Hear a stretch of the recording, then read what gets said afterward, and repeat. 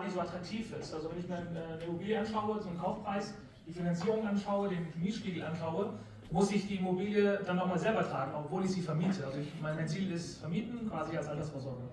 Und jetzt höre ich so ein bisschen raus, eher so, bau dir dann ein Haus und kauf sowas. Also ich habe gerade so einen Eindruck, dass zumindest die Konditionen nicht attraktiv sind.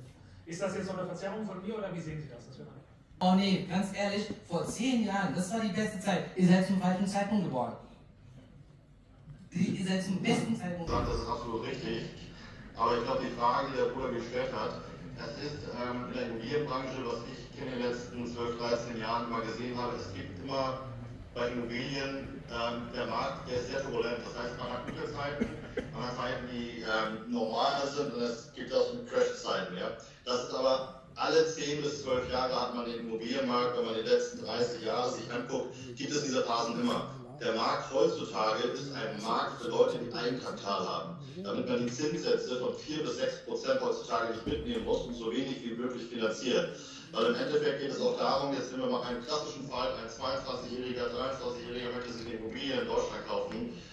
Die Immobilie kostet 500.000 Euro. Wenn er 6% Zinsen darauf zahlt, dann ist das schon eine harte Belastung. Deswegen zum einen die Person, die viel Eigenkapital hat, das ist der optimale Markt gerade, weil man in sehr, sehr guten Verhandlungen mit den Eigentümern gehen kann. Je mehr Eigenkapital man hinlegt, dann freuen die Eigentümer sich, gut, da hat man weniger Finanzierung, das heißt, man zahlt weniger Zinsen. Da kommt auch noch die Tilgung dazu.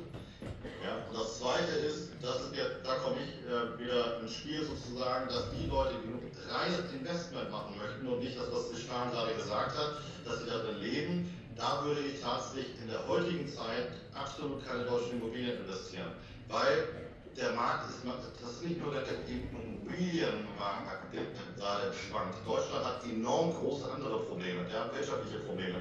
Das, was ich glaube, gestern hatte das erwähnt, keine Kinder werden gezeugt. Die Schulden, die heutzutage von Deutschland aufgenommen werden, wer wird die übernehmen? Das wird die nächste Generation sein. Das muss alles abbezahlt werden. Wir haben in Hamburg und Umland haben wir Grunderwerbsteuer für Grundstücke und Immobilien zum 40% erhöht bekommen. Das sind auch wieder Kosten, die die Person tragen muss, die dann wieder dort etwas finanziert. Genau da ist der Punkt, wenn man ein kleines Kapital hat, hat man in Dubai zum Beispiel die Möglichkeit, für 180.000 Euro eine Immobilie zu erwerben, die zinsfrei ist und als Off-Plan gekauft wird. Das ist der Plan B, den würde ich den Brüdern empfehlen. Wenn man ein kleines Budget hat, fangt mit kleinem Budget an, geht gar nicht in die 800.000, 900.000 Euro Margen rein, sondern fangt Step by Step an.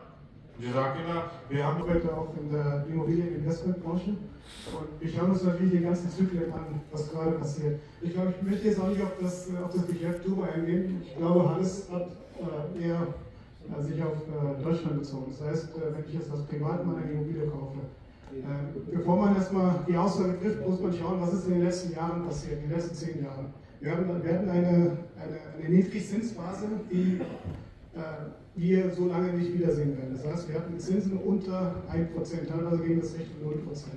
Das heißt, was ist dadurch passiert? Das heißt, die Immobilienpreise sind massiv gestiegen. Das heißt, wir haben teilweise Immobilien für das 30- oder 35-fache verkauft oder gekauft. So, 30-fach. Das heißt, von der Netto-Kaltmiete pro Jahr. Und jetzt sind wir sozusagen wieder zurückgekommen. Das heißt, das hat auch in gewisser Weise mit dem Zyklus zu tun. Was ist dann passiert? Wir sind jetzt bei den Multiples, wo wir sozusagen bei 21, 22, und das ist schon sehr gut. Das heißt, die Mieten sind natürlich gestiegen, aber nicht so stark, wie die Preise damals waren. Das heißt, es sind zwei Effekte. Das heißt, die Zinsen werden ungefähr in den nächsten Jahren bei 3, 4, 5% bleiben. Es wird eine Verteuerung geben. Und man muss heute davon ausgehen, das heißt, das ist auch so ein subjektives Gefühl. Das heißt, wenn man Mieten von 1.000, 1.200 oder Raten erstmal früher bezahlt hat, die werden nicht mehr wiederkommen. Das heißt, man muss jetzt bereit sein, mehr sozusagen auch an die Bankraten zu bezahlen. Heißt in anderen Worten, die Verteuerung wird bleiben, die Immobilienpreise sind aktuell stabil. Aber die Nachfrage sozusagen ist nicht mehr dort, wo sie vor 5 Jahren, 6 Jahren gewesen ist. Das merken wir sozusagen bei Investoren, sozusagen, die aus dem Ausland kommen. Es wird weniger investiert. Andere Immobilienklassen wie Büros oder sonst was, die leiden darunter. Dieser Keller, ich habe einen Punkt auch genannt, wieso Sie in die Immobilienbranche